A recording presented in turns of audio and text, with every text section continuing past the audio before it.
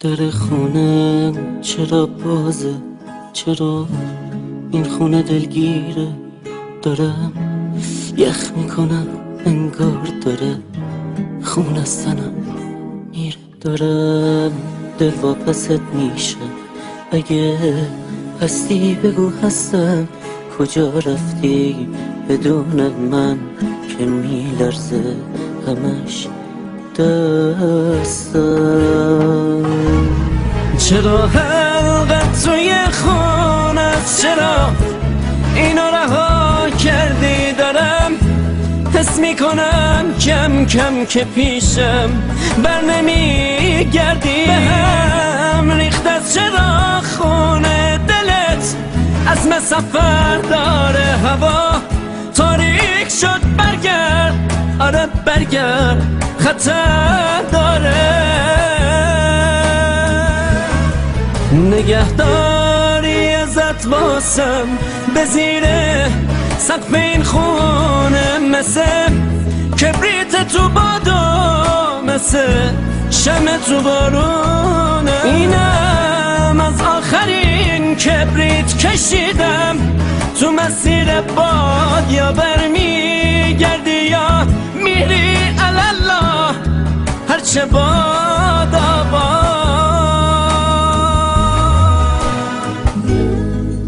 توی این خونه میپیچی همیشه بوی عطر تو. بازم باختم توی این بازی، بازم یکی به نفع تو. شاید یک روز این حرفام منو یاد تو بندازه، بفهمی عاشقت بودم بدون حد و اندازه.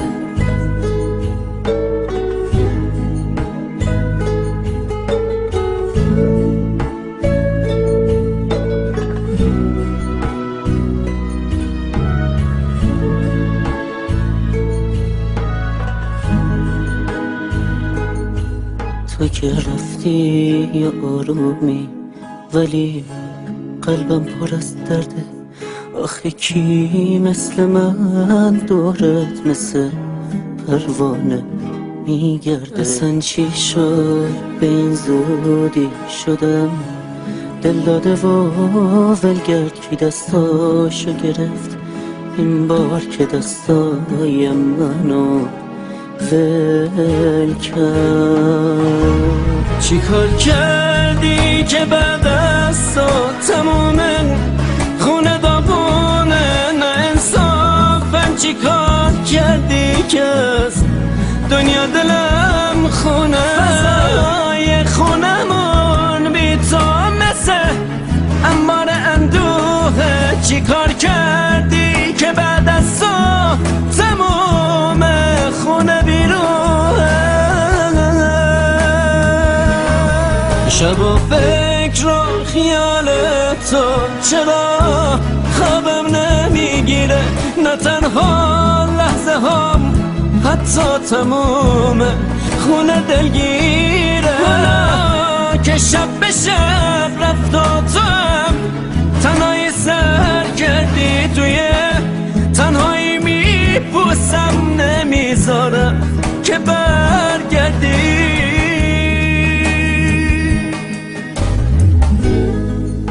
نمیخوام دیگه برگردی،